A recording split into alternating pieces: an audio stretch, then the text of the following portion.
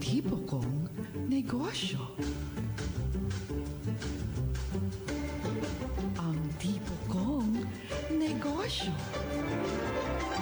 Mahahanap mo rin ang iyong perfect match, ang negosyong magsisilbing inspirasyon sa iyo at makapagpapaunlad ng iyong kabuhayan. Hindi lang door number 1, number 2 at number 3 ang magbubukas para sa iyo dahil samut-saring business ang matutuklasan sa Ang Tipo Kong Negosyo. Bukas na ba ang tindahan mo? Kasi bumenta ka na sa puso ko. Kung trabaho ko ay isipin ka, malamang, yayaman ako sa kaka-overtime. Miss, saan pwede magpa-register ng business name? Pwede ba? Sa tabi mo? Dito sa negosyo ko, murang benta ko sa lahat. Dahil, sa'yo lang ako magmamahal. Ang tipo kong negosyo.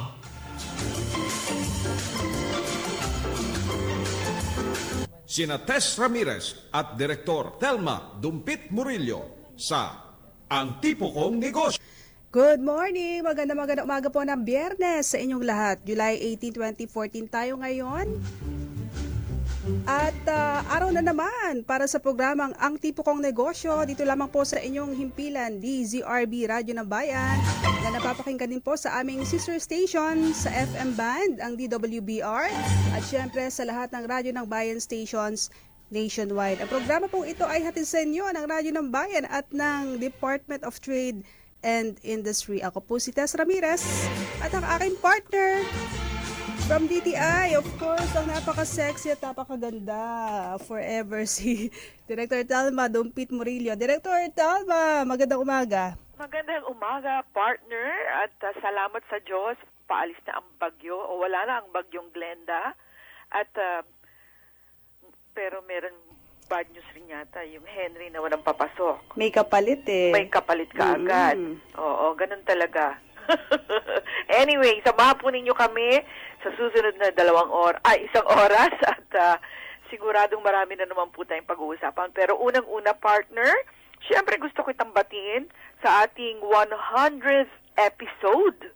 Aba. Talaga naman, naka-100 ng episodes na pala tayo. Nakaka-100 na pala. Centennial na tayo. Parang sumabay tayo sa Iglesia ni Cristo, ano? Oo nga, no? Anyway, so tayo nagpapasalamat sa ating mga taga-subaybay at syempre sa ating partner, ang PBS. Kung di dahil sa ating mga taga-subaybay at sa suporta ng PBS, wala po ang ating programa. Yes, binabati natin ng good morning si Director Tito Cruz. Good morning, Tito! Si Deputy Director Mario Rodriguez at sa Station Manager ng Radyo ng Bayan, si Sir Alan Alianique. At sa TWBR, si Ma'am Madyu Encomienda Ramos. Ayan. Ayan. So sana ay magka 100 days anniversary pa ulit tayo. Kung tayo ay papalarin. Abutin pa kaya? Hindi natin alam ang plano ng Diyos. Parang pala bitin lang yun, ano? Anyway, to celebrate our 100 happy day anniversary, ano ba yung inisip natin kung ano yung magandang pag-usapan na may kaugnayan pa rin sa pagnenegosyo. Yan. At marami nang natulungan yung ating mga napiling panauhin at patuloy silang tumutulong dun sa mga start-up companies. Paano ba sila mag-umpisa? Yan. Katulad din natin, di ba? Patuloy ang ating pagtulong sa ating mga kababayan na gustong magnegosyo at ayaw na maging empleyado lamang. Non-stop yun, yung pagtulong na yun, yung serbisyo na yun. Of course. Yan. Kaya tayo nasa gobyerno, hindi ba? Para tumulong. Okay. So, sa larangan ng pamamahayag, ito lang ang magagawa natin, magbigay ng impormasyon. Pero yung ating mga kausap ng mga experts, yan, yung ating iniuugnay sa ating mga tagapakinig. Sana po ay matulungan kayo. That's true. So, umpisa na natin para sa ating unang segmento. Para-paraan lang.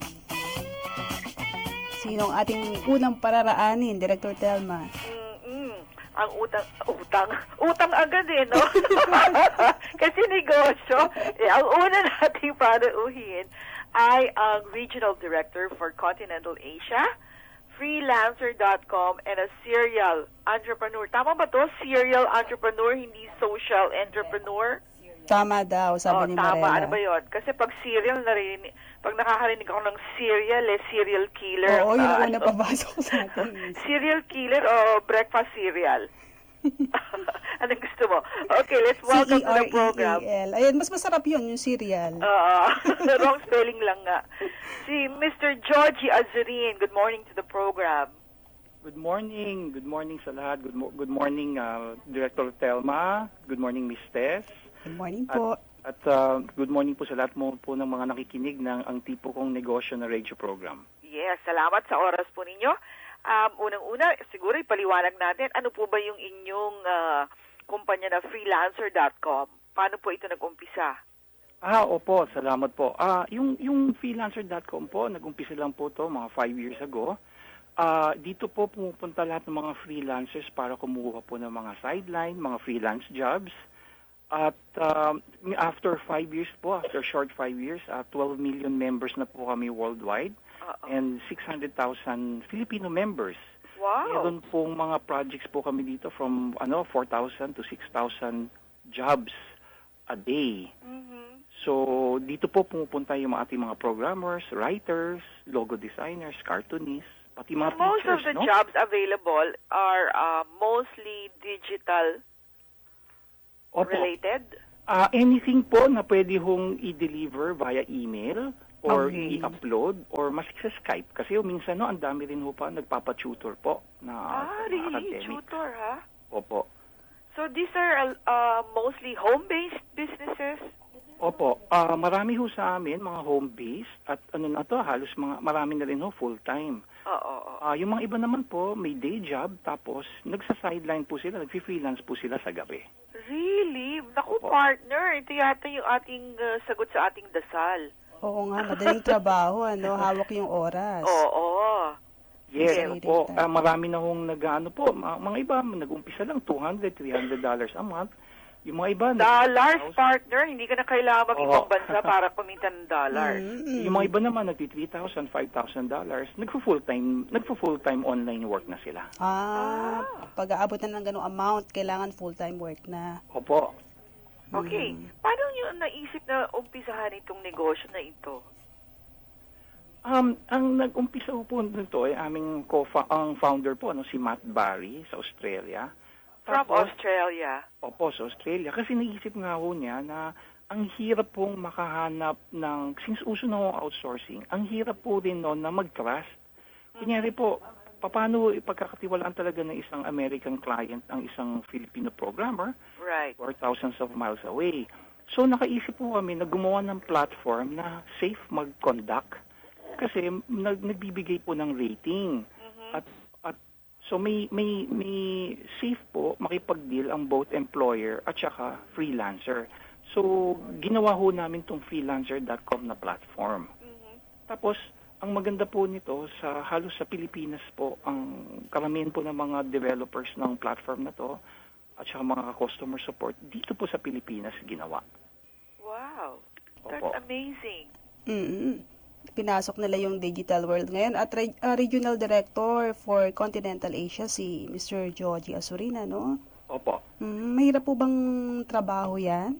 Madali. Yung trabaho ko po, madali Opo. lang po kasi alam nyo, ang dali lang ho pag ang kinikwento po ninyo is nagbibigay ng trabaho at saka magandang income, no? So, lahat po yan, maski na konti lang ho, alam niyo, marunong na ho kayo mag-type, pwede na ho kayo mag-data encoding sa bahay lang. So, madali lang ho talaga kami makapag-invite ng mga members.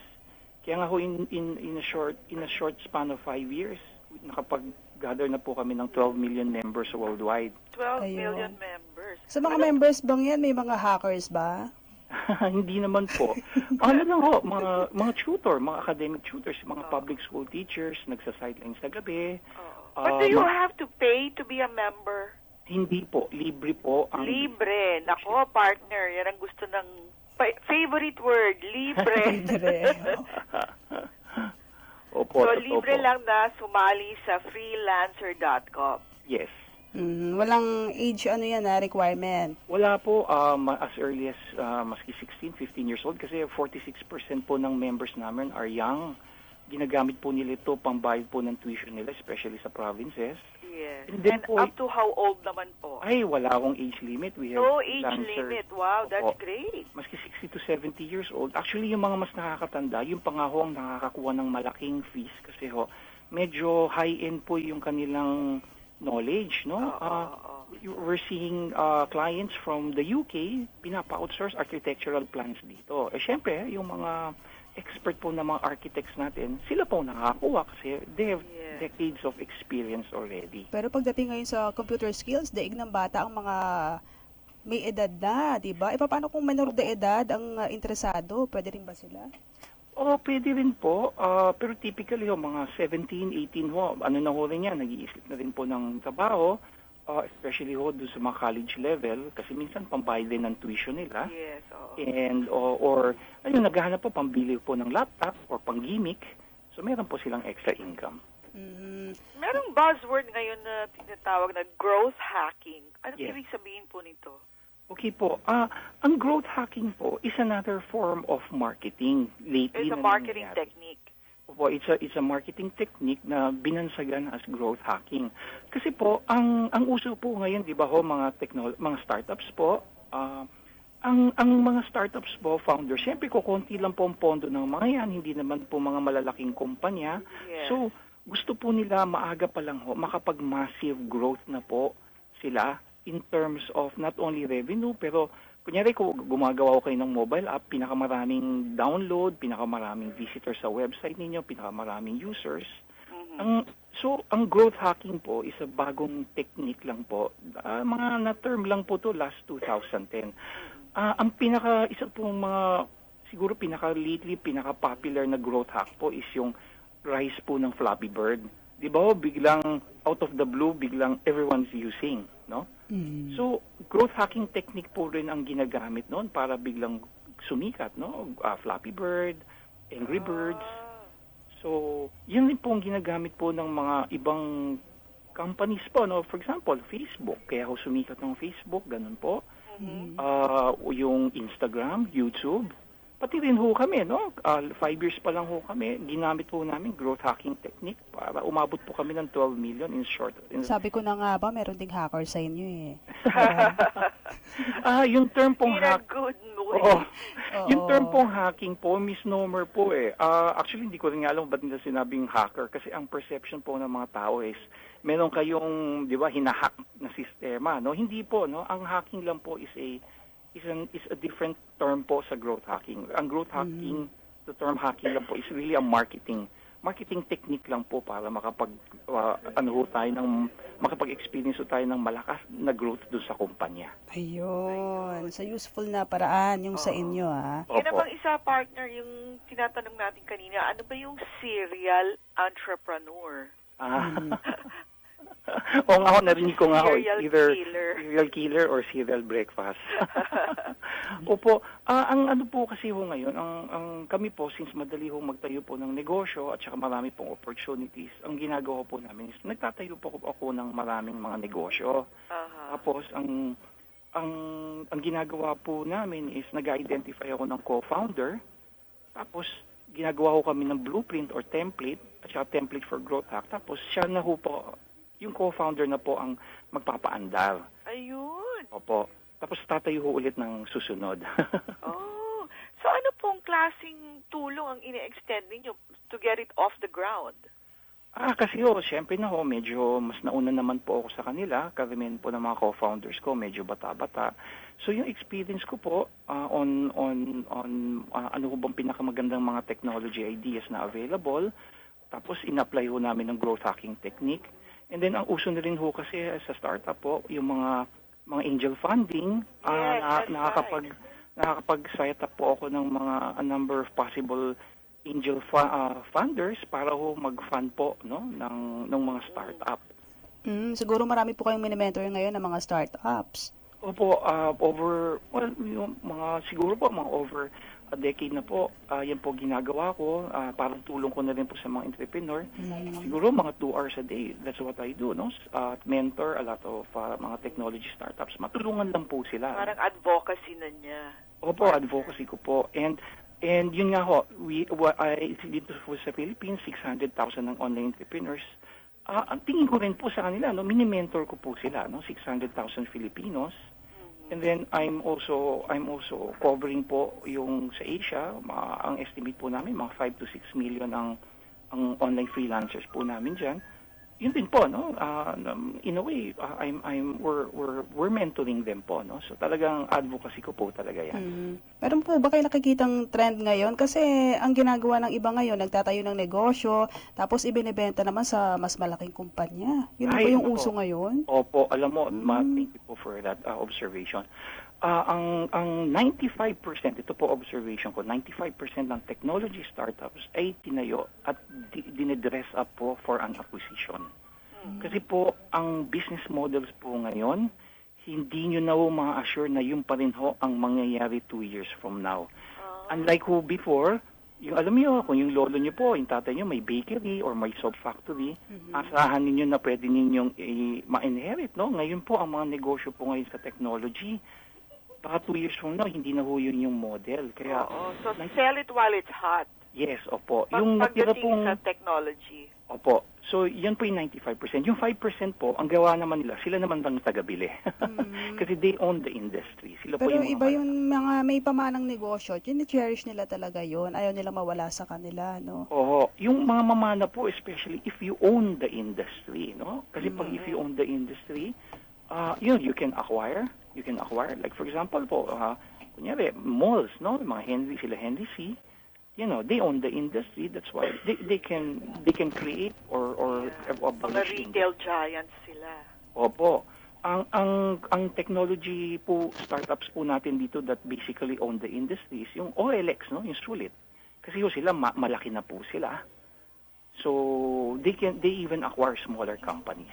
Ayun. Katulad sa America at partner, di ba? Yung sa Silicon Valley, they're very open to startups, Yes. which they acquire, yung Yes. mga plug and play. Yes, binibili na lang po yan. Plus, ang maganda naman po, since tayo na rin po yung ating startup ecosystem, malaki na rin.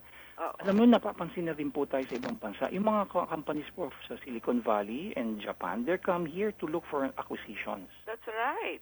Bumibili na po sila ng mga technology companies dito, tsaka nag-i-invest po sila. Dapat pala mas malaking pera ang hawak kasi bilihan na ang trend ngayon. Opo. Dapat hindi ka matuyuan ng ideas. Oo. Keep the creative juices flowing, di ba? Yes, yun ang importante. Yun ang Ano po importante. hindi, you don't have to be a technology person para magtayo ng technology startup. That's right. Opo. Ayun, Okay, okay. so for those who may be interested to join freelancer.com, how can they get in touch with you, Mr. Azurin? Ay, madali lang po. Mahanap niyo naman po ako sa internet. Masisearch niyo po ako. Kung gusto niyo po maging member ng freelancer.com, since pagpasok niyo po sa freelancer.com, meron po doon register via Facebook. Since forever naman po tayo lagi naka-login sa Facebook, Yes. automatic po yung pag kinlik niyo po, member na po kayo. So, it's in less than 1 minute, member na po kayo ng freelancer.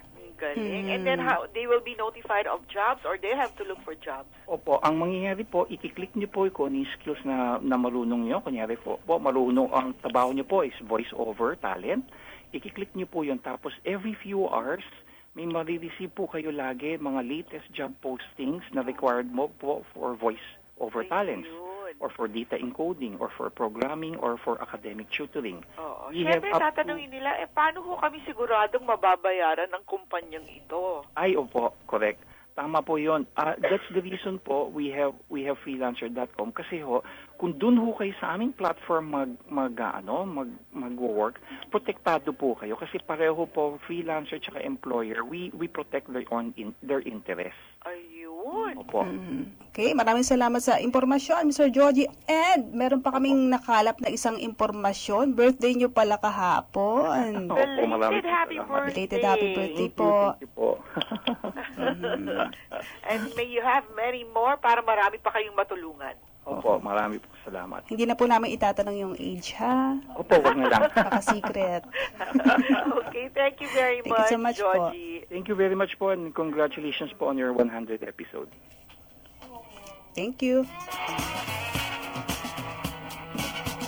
Alright, magbabalik pa po ang programang Ang Tipo Kong Negosyo.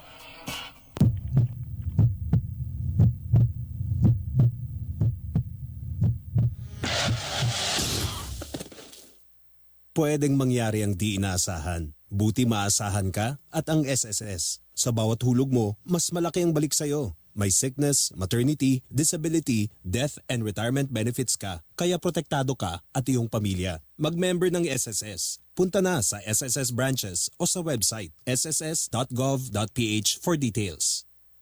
Ang bagong radyo ng bayan. Radyo ng bayan.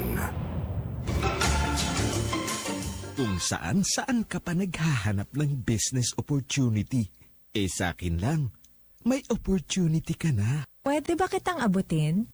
Ikaw kasi ang pangarap ko. Sa'yo na yung SSS, GSIS, pati ng PhilHealth ko. Basta, akin lang ang pag-ibig mo Ang budget ko sa'yo ay limited. Limited edition. Ang tipo kong negosyo. Sina Direktor Thelma Dumpit Morillo at Tess Ramirez sa Ang Tipo Kong Negosyo. Savings all my love for you.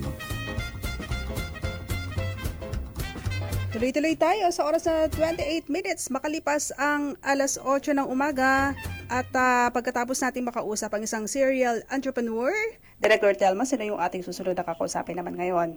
Yes, partner. Kanina, di ba, nakita natin na napakaraming trabaho na available. Basta maabilidad ka lang. Mm-hmm.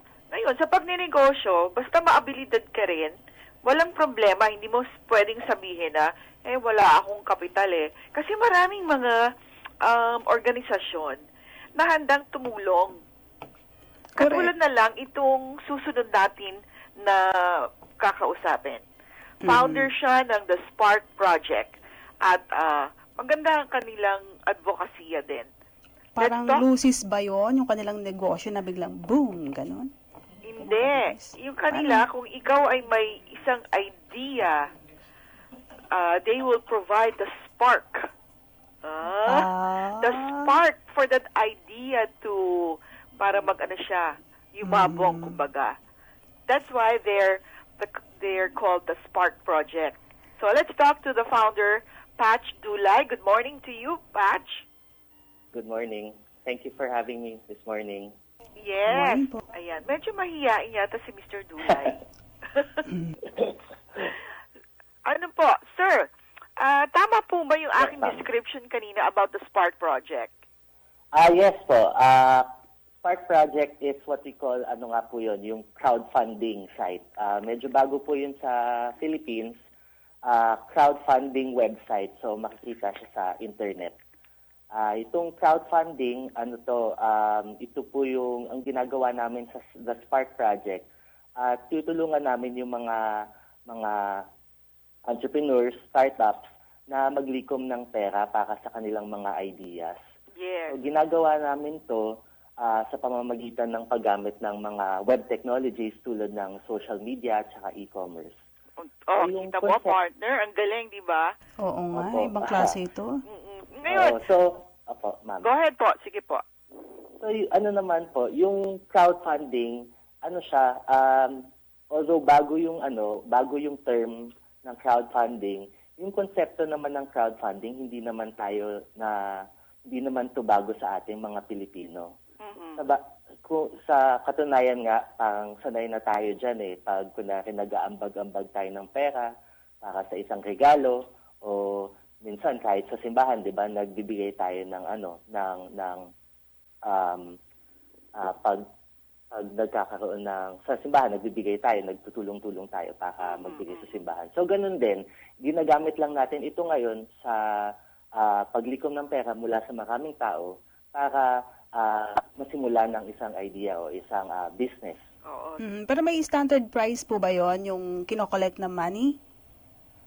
Wala naman po. Actually, nakasalalay po siya sa taong na may idea. So, Oo.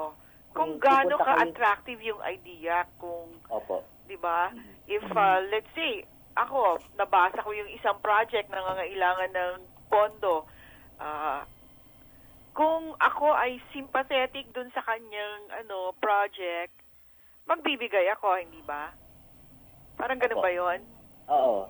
So, kung ako, tulad ako na may akong idea, tawag sa akin project creator. So, pag sa site, meron akong nilalagay na mga iba't ibang amount na pwedeng kunwari ako gusto ko tumulong, meron ako mga amount na pwede kong pagpilian. Oo. Pero nakasalalay pa rin yun sa project creator kung ano yung mga iba't ibang amount na hinihingi. Right. Pwedeng, Ibig sabihin, tutulong ka na, tapos part ka pa nung project na yon. Tama po ba? Opo. Oo. Ayun. So, isa siyang, What do they get out of it, opportunity. Patch? Yes. What do the donors get out of it? Ang kagandahan dito sa sa crowdfunding sa Spark project is that in exchange for the amount na dinidonate nila sa project, meron silang tinatawag na rewards. Yeah. So, rewards yung tawag natin dito. Ito'y isang way para maganahan ng isang tao upang makapag-donate sa isang project. Parang Yung rewards, incentive pwede naman. siyang, It's like an simple as a incentive thank kung you note. magbibigay siya. Ano po? Parang incentive. Yes, incentive. It's Oo. an incentive for the backers to support a project. I see. Pero baka pag maliit yung donation, walang reward. Nakatapat. Meron din naman po. It could be as simple as a thank you note, or it could also be pag kunyari mas malaki yung binigay mong pera, mas may incentive, mas may reward tulad ng isang product mismo ng project na yun. So, depende po sa tao, depende din sa project kung ano yung Hindi mga naman rewards. kasi kailangan na yung halaga nung reward ay halaga din nung kanyang binigay, di ba? Kasi pag ganun, parang binili mo na lang yun. Sa mga ibang projects po, ang ginagawa po nila, ginagamit po nila yung crowdfunding na i-pre-sell yung kanilang mga produkto. So, as an incentive, minsan mas mababa pa po yung parang may discount po kung I see. bumili kayo ng mas maaga. I Sa see. mga ibang projects naman po, depende po sa yung value po na iniisip, value ng isang tao na ang perception niya patungo dun sa reward na Right. binibigay ng isang project. Saan nyo naman po ba napulot yung ganyang scheme? Meron ba kayong pinagkopyahan? Opo, actually malaking inspiration po yung crowdfunding po, hindi po ito bago sa labas ng bansa. Actually, nagsimula po yung crowdfunding as a concept sa States. Isa sa mga pioneering crowdfunding sites sa US ay ang Kickstarter.com. At saka ito po yung isa sa mga inspirasyon namin upang magkaroon ng local crowdfunding site dito sa ating bansa. Ganun din po yung ginagawa nila. May rewards din po. Tapos yung mga proyekto na naandun sa website na yon ay mga creative and innovative and enterprising ideas. Ayun. So, meron ba rin experience dyan na donor fatigue? Meron po kaming mga donors or backers na more than once na nagdo-donate sa project. Meron po mga one-timer, gano'n. Siguro, magiging depende po siya sa projects. Ang kagandahan naman po sa Spark project is that there is a variety of ideas to choose from. So, depende po sa backer, depende po sa anong kagustuhan niyang suportahan sa araw na yon, pwede siyang mag-back. Any amount naman is welcome, di ba, Patch? Yes, yes. Oo, partner. Mhm. So, kahit na, 50 pesos lang gusto mo ibigay, tatanggapin nila. Basta't galing sa puso. Basta galing sa Opo. puso. Mm-mm. Pero Ayun yung siguro yung kagandahan sa ng mga projects na may crowdfunding mili kasi din sila. sa crowdfunding, it's about raising money from a large number of individuals, of people. So, yung power ng crowd. So, kahit maliit, basta pag pinagsama-sama mo, malaki yung maitutulong sa isang idea. Hmm. Right. Ayun po mga projects for crowdfunding, pinipili nyo rin po ba yun? Oo, dumadaan din siya sa isang proseso ng application. So, pag may mga ideas kaming natatanggap, sinusuri din namin siya. Titingnan namin kung angkop ba ito sa website namin. Kasi ang types of projects na hinahanap namin ay mga proyekto na, tulad ng sabi ko kanina, creative, anything creative, innovative, enterprising, passion-driven projects. At So, makakatulong sa ating mga kababayan. Yes, oo. Kasi kaya siya we- social entrepreneurship, di ba? Yes, marami rin po kami mga projects ngayon o mga nagkaroon na projects na social entrepreneurs. And maganda rin ang naidulot ng crowdfunding activity sa kanila. Ayun, okay. Wala naman sigurong lamangan dyan, ano po? Opo, nakakasalalay din po talaga siya sa intention ng isang project, sa the story behind the project, at saka yun, kung ano yung backstory niya. Ano yung pinakamalaking, ano yung project na nakalikom ng malaking amount or Sa donation? ngayon po, ito po yung Kawil Tours. Isa Kawil po siya- Tour sa Kulyon, Palawan. Opo, yes. Nakalikom po siya ng more than 350,000 pesos. Wow! Locally As of lang now, yan? ito po yung pinakamalaki namin sa project, sa website. Oo, locally lang yan? From local sources, funders? Yes, from local and also international backers, but from outside the Philippines, most of them are Filipinos also. I see. But majority are Filipinos locally. Oo.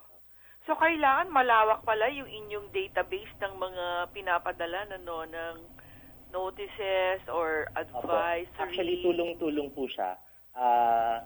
Aside from yung network po namin ng website, importante din po na yung proyekto mismo, meron din siyang crowd, meron din siyang supporters. right. Kasi doon ka kukuha ng initial push. Nakakailang project naman po ba kayo sa loob ng isang taon? Sa isang taon, naka 18 projects na po kami. Ay, ang dami. Oo. So, in total of the 18 projects, nakatulong po kami maglikom ng more than 1.5 million pesos for cumulatively sa mga projects na dumaan po sa website. Mhm. Bakit sinasabi na hindi para sa lahat daw ang crowdfunding? Hindi para sa lahat kasi kailangan siya talaga pag-isipan, pagtuunan ng pansin. Sapagkat yung crowdfunding, it's a very public way of raising funds. Meaning, alam mo yun, dahil ito'y nilalagay sa internet, dapat kung ikaw ay isang project creator, handa ka na maging bukas sa crowd, sa madla. Ito yung project ko, ito yung balak kong i-raise na money at hinihingi ko yung tulong ninyo para makamit yun. And minsan, sa mga ibang tao, halimbawa mahiyaan sila or hindi pa sila sigurado sa idea nila, baka maaring it would do more harm to them than good. So, dapat for a project creator, pinag-iisipan niya ng maigi kung handa na ba siya isagawa ang isang crowdfunding campaign. Paano pag hindi natuloy yung isang project dahil kulang yung na-source na funds? Sa ngayon po, pag kinakausap namin ang mga projects na gusto mag-crowdfunding sa site namin, ini-orient namin sila sa mga pwedeng mangyari. So, we make sure that they are aware should be the case na hindi nila na-reach yung goal nila. Ang importante ay ma-deliver pa rin nila yung rewards na sinasabi nila na ibibigay nila sa mga backers. Ayun. So, meron Para silang hindi sila ganun masira. accountability to the backers. Ngayon baka meron po kayo nakalinya na i-open for crowdfunding at maaring interesado yung ating mga listeners, di ba? Pwede po ba namin malaman kung ano yung mga naka-line up na yon, yung ilan? Meron kaming inaayos ngayon na bag. Isa po siyang bag sa may na ginagawa sa Mariveles, Bataan. So medyo excited din kami doon at meron din kami mga iba na animation, something with regards to animations, because the Spark Project, not only do we want to showcase, the enterprising Filipino, but generally Filipino talent. Kasi naniniwala kami na ang mga Pilipino ay likas na talentado at dapat na maisulong natin ito at mas maraming tao na makaalam na may mga taong magagaling, may mga Pilipino na magaling sa kanilang mga iba't ibang larangan. So, very diverse yung mga projects na pwede ninyong makita sa site. Oo, that's Maganda right. yung programa At na yan. wala namang pangamba, wala naman sila dapat ipangamba na yung kanilang mga ideas ay manakaw. Wala naman po. Kasi siguro sa amin, the way we see it, yung mga ideas po, marami talagang ideas na pwedeng gawin. Pero siguro mas magandang, mas bigyang halaga yung pag-execute ng idea. So kung ako may idea, halimbawa ako may idea, malamang may ibang tao na nakakaisip din yun ng idea. And siguro nagkakaiba na lang yun sa pag-execute ng isang idea. So, ganun lang. Pag tinatanong kami ng mga projects namin na medyo may pangamba, na baka may magnakaw, sinasabi na lang namin sa kanila na it's all about execution. And the mere fact na magsisimula na sila mag-crowdfunding or naisip na nila na i-execute yung idea, Right. malaki na yung lamang nila compared to other people. Okay, wow! Partner, marami ka bang natutunan kay Patch? Oo, Na-inspire nag-spark ka up ba? talaga yung mga ideas sa mga listeners din natin, I'm sure. Maraming salamat, Mr. Patch Dulay. Thank you. Good luck Maraming po sa lahat salamat ng inyong mga din po, projects. Ms. Thelma, Mr. Okay. At they can just go to their website, the Spark Project, for more information. Yes. We will be back, mga kaibigan, after this break.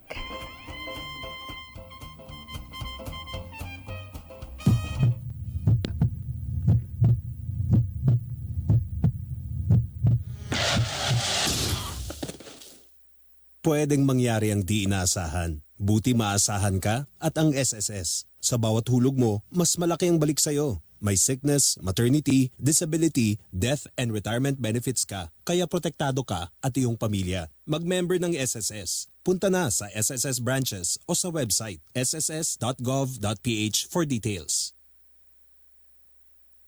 Ang bagong radyo ng bayan.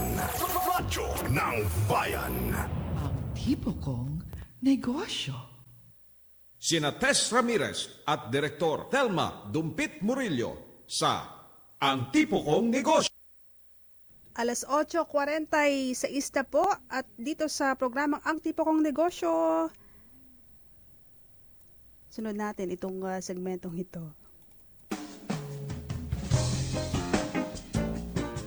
Legal na kami. Okay, balik na tayo, Director Thelma. Yes, at syempre, kung ikaw ay kumikita ng partner, kailangan naman ay magbayad kayo ng imbis. Ay, dapat Sa lang. gobyerno. Para legal na legal, di ba? Oo. Walang Kaya- alalahanin. Importante yan para hindi ka habulin ni Miss Kim Henares. Di ba? Pero alam mo, pagka ikaw ay isang maliit na negosyo, alam ko, tinutulungan ka sa pamamagitan ng barangay Micro Business Enterprise Law. Yung Bambi Law. Hindi ko alam kung talagang pinapatupad ito ng mga, ang tawag dito, ng mga, ng BIR, yung Bambi Law, para makatulong sa mga Ang mga maliliit. LGUs ang dito responsible, 'di ba, pagdating sa mga taxes din? Well, yung sa permit, Hmm. sisingilin ka dyan. Di ba? Pag nag-uumpisa ka ng negosyo. Kaya nga, yung iba naman, handa naman sila magbayad, partner. Kaso yung proseso, talaga namang minsan nakakapi ka. Gusto mo nang magbayad, pasikot-sikot pa. O yun nga. Tsaka Di ba? nalilito yung iba, di ba? Sa dinami-dami ng gagawin, ng babayaran, ano-ano ba yung mga yan? Yung iba hindi malinaw sa kanila eh. Dapat Correct. malinaw So, na malinaw. So sa bahaging ito, naisip natin na imbitahan mula sa Abrea Consulting Group, yung kanilang Chief Strategy Officer, Mr. Mon Abrea. Good morning. Nandiyan ba Magandang si Mon? umaga po sa mga nakikinig. Ayan po. Thank you for your time, sir. Salamat din po sa pag-imbita. Okay. Tama po ba yung aming pinagsasabi kanina? Alin yung sama ng loob nyo? At mga litanya ng reklamo sa BIR? Opo. Di ba? Kung ikaw isang maliit na negosyante, handa ka namang magbayad ng buwis, pero pinapahirapan ka. Nawawala ka tuloy ng gana. Tama po yan. Isa yan sa mga bagay na dapat tignan ng ating gobyerno na kung ano man ang obligasyon ng taong bayan, dapat tulungan ang mga tao para hindi mahirapan at hindi mas maging magastos. Tulad ng mga sari-sari store, kung gusto talaga natin silang tumulong sa pagbabayad ng buwis, hindi naman nila kayang mag-hire ng mga CPAs or mag-prepare pa ng resibo o bibili ka na lang ng candy, mag-i-issue pa ng resibo. Oo. Ito yung mga hindi na makatotohanan ng bagay. Tama po yun. So, paano, kung ako ay isang negosyante, paano ako mahihikayat na magbayad ng buwis na tama? O paano ko naman, hindi naman sa gusto nating mag-evade ng tax, ano?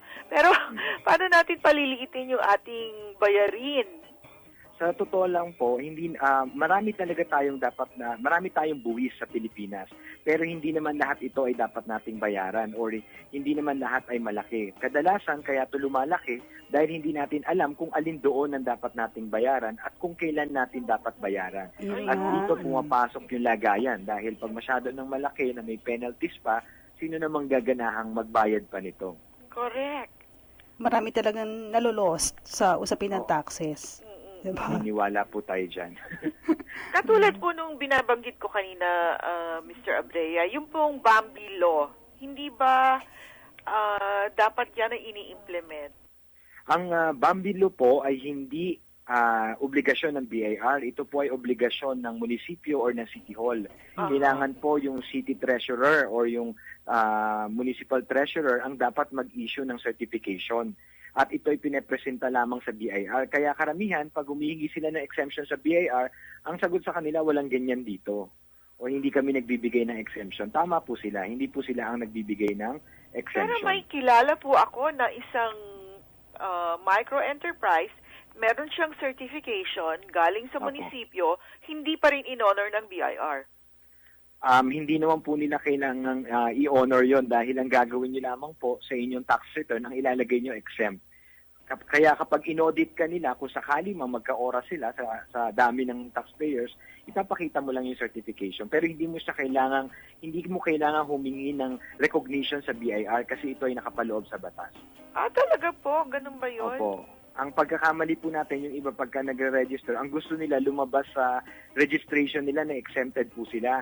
Kahit po mga foundation, wala pong nakalagay na exempted sila sa income tax. Pero dahil nasa batas po ito, hindi nila kailangan magbayad ng income tax. Ayun pala, yung ibang hindi alam, nararatel kagad kung anong gagawin, di ba? Oo. Kaya lagi natin sinasabi, yung certificate of registration o yung ini-issue ng BIR kapag nag-register ka, yun ang basihan kung ano ang mga dapat mong bayaran at nakapaloob din doon ang mga deadlines. At ang mga foundation o ang mga micro-enterprise na qualified sa Bambi, nakalagay pa rin na subject sila sa income tax. Ang gagawin lang nila, ipa-file lang nila yung return, ilalagay nila exempt. Ayun. Pag hindi nila final, subject ito sa 1,000 pesos na penalty monthly. Ganun pala yun. Opo. So, Kaya po dapat malaki talaga alam yung mo babayaran. yung mga karapatan, alam mo yung batas, partner. Kahit na wala Opo. kang babayaran, kailangan mag-file ka pa rin. I-file. Dahil pag hindi mo final, minimum po na 1,000 ang penalties. That's right. Ah. Ayun, di ba may mga orientation na ginagawa, Director Telma, yung iba't ibang mga katuwang din ng DTI pagdating sa mga ganyang usapin yung mga taxes? Ang pagkakaalam ko po, ang BIR mismo ay nagbibigay ng seminar pag bago kang registrant. Ang hindi ko lamang po alam kung gaano karami ang umaaten at kung ano dinidiscuss dito. Pero sa pagkakaalam ko, dapat ang dinidiscuss nila yung mga basic para hindi malito at masubject sa penalty ang ating mga taxpayers. O kaya naman Hindi, iba yung dapat- pinapa-attend, tapos sila yung nakakaalam yung Hindi, tao dapat mismo. imbitahin hindi. nila si Mon Abrea. Oo, dapat. Dati po tayong examiner. Kaya, yung Okay, examiner tungkol po sa mga ako, negosyante na hindi Opo. kayang mag-hire ng accountant, ano po ang dapat nilang gawin? hindi naman po na kailangan mag-hire lagi ng account. Nag-alam po, meron tayong isang staff or katulong na nag-aayos ng ating mga resibo o ng ating mga kinikita at yung mga monthly compliance sa BIR, hindi naman po kailangang henyo ang gumawa nito. Dahil kadalasan, yung form naman parehas lang ang nakalagay, lalo na pag mga withholding tax returns. Kailangan lang i-file on time, which is end of the month. At marami sa ating mga taxpayers nakakalimutan o hindi alam na kailangan nilang mag-file nito dahil maliit pa daw ang kita nila o wala silang kita. That's right. So, kaya po kami sa CSR Philippines, naisip po namin, ito po yung foundation namin, na maglabas ng handbook para naman meron silang basihan na hindi pa bago-bago ang sagot o interpretasyon ng mga tao. Kasi Ayun. iba nalilito pagtatawag sa BIR. At endorse po yan ng BIR. Hindi po to officially endorsed ng BIR, pero Recognize? inaanyahan ko po ang BIR para tignan yung handbook. Kasi yung mga kaibigan nating examiner, kumuha ng kopya para daw sa Ganun kanilang ba? reference din. Okay. Ano po ang epekto ng kasalukuyan nating sistema ng pagbubuwis sa Ano po, business climate ng bansa? Ito po ba'y nakakatulong o kailangan pang i-improve? Last year, nung inimbitahan namin si Commissioner Inares para sa Tax Forum, nabanggit na namin yan na ang ating sistema ng pagbubuwis ay hindi hinihikayat ang honesty or ang tamang pagbabayad ng buwis. Dahil una, para sa mga maliliit na taxpayers, masyadong komplikado. Hindi Tagalog ang nakasulat na instruction sa form. So, paano mo aasahan ng mga taga-probinsya o yung mga wala namang encounter dito sa mga komplikado o sophisticated na proseso na to, na pumunta sa BIR at mag-file. Pangalawa, para naman sa malalaking taxpayers, para masyadong maraming regulation na kailangan nila lagi ng mga lawyers at ng mga CPAs para sundin ang mga regulasyon. Sa aking pagkakaalam, dapat ang ginagawa ng BIR padaliin ang sistema dahil 98% ng ating koleksyon, voluntary compliance pa rin. So imaginein mo kung mas tataas ang binabayad ng mga taxpayers na voluntary nilang ginagawa monthly, hindi na natin kailangan ng audit o ng kung ano-ano pang court cases. Kailangan pa rin ng audit, sir, para malaman kung nagagamit yung buwis natin sa tamang paraan. Oo, Audit tsaka may naman mga tax yan sa reforms paggamit. na ngayon, di ba? Kasi merong ang sinasabi nating audit, yung BIR nag-audit sa mga taxpayers. Dalawang bagay po yan Magbayad tayo ng tamang buwis at gamitin ng gobyerno ng tama ang ating buwis. Correct. Yan.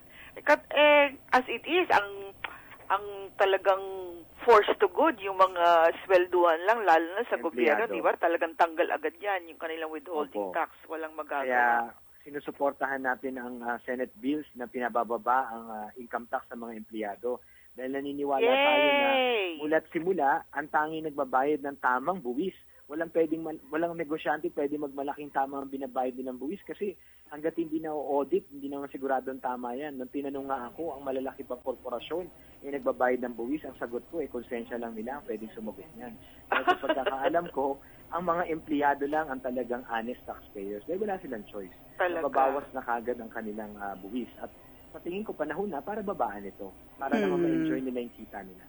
Ayun. Sige po, i-push niyo po yan Mr. Mon Abrea. Tinutulungan natin si Senator Bam, sila Senator Sani pagdating sa bagay na yan. At meron kayong planong National Tax Convention, I believe? Yes, actually nagsimula po noong 2012 yung tinatawag naming National Tax Roadshow. Ginawa namin siyang simple at kaaya-aya sa pandinig ng mga tao, kaya tinawag namin siyang VAT ganon. Bakit ako may tax? Ang hindi alam ng karamihan, lahat tayo nagbabayad ng VAT, yung value added tax. At kaya ngayon, yung tax roadshow, kinonvert na namin na school caravan. Ito na yung project resibo ko, boto ko para sa bayan ko. I-encourage namin lahat ng kabataan kasi yung mga may edad, mahirap ng utusan eh. Pero yung mga kabataan na humingi kayo na resibo kasi yun ang unang hakbang para magbayad tayo lahat ng buwis. Tama. Pangalawa, mag-rehist kayo, resibo, mag-biometrics kailangan. kayo para bumoto kayo ng mga matitinong taong gagamit ng buwis natin. So ito po ay nagsimula na. Katuwang natin dito ang National Youth Commission, ang Ayala Young Leaders Alliance Association, ang 10 Outstanding Students of the Philippines, Jerry Rojas, Leadership Awardees, at ang Young Public Servants. So lahat ng mga youth organizations, katuwang natin para anyayahan lahat ng kabataan na humingi ng resibo at bumoto ng matinong mga tao para gumamit ng buwis natin. Ayan, ako, galing-galing, partner. Iboboto kita, Mon.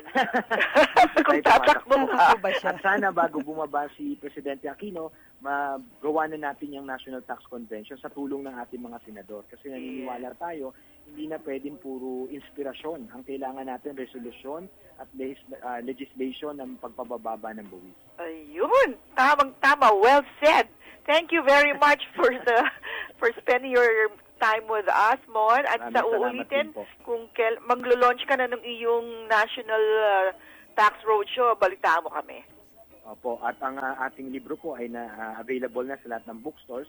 Ang Got a Question About Taxes, Ask the Tax Whiz. Ito po ang aming paraan para matulungan natin mga kababayan. Sa halagang 295 pesos, pwede na po silang magkaroon ng reference, easy guide pagdating sa pagbabayad ng buwis. Ayun, bibili ako niyan, partner. Oo. Got a question about taxes? Ask the Tax Whiz. At pag po kayo bumili, ang maganda po dito para kayong biglang nagkaroon ng consultant kasi libre po. Pwede po kayong pumunta sa aming opisina dito sa Quezon City.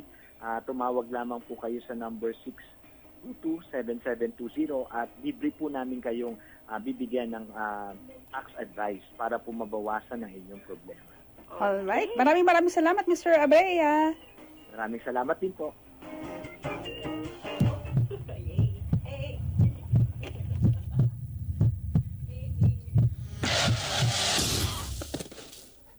Pwedeng mangyari ang di inaasahan. Buti maasahan ka at ang SSS. Sa bawat hulog mo, mas malaki ang balik sa'yo. May sickness, maternity, disability, death and retirement benefits ka. Kaya protektado ka at iyong pamilya. Mag-member ng SSS. Punta na sa SSS branches o sa website sss.gov.ph for details. Sina Tess Ramirez at Direktor Telma Dumpit Murillo sa Ang Tipo Kong Negosyo. Okay, alas 9 na po at Director Telma, papaalam na tayo. Yes, thank you very much sa lahat po ng ating mga suking taga-subaybay. Muli po tayo magkarinigan sa susunod na Biyernes. Ito po ang inyong lingkod, Telma Dumpit Murillo. Partner, have a nice weekend. Have a nice weekend. Ako po naman si Tess Ramirez at nagpapasalamat din sa iba pa nating mga kaagapay, si Miss Marjorie, si Miss Marella, at sa technical side si Engineer Lita de los Santos, at sa aming kaagapay sa DWBR, si Mr. June Paladan. Until next Friday for another edition of Ang Tipo Kong Negosyo. Have a nice weekend. Bye!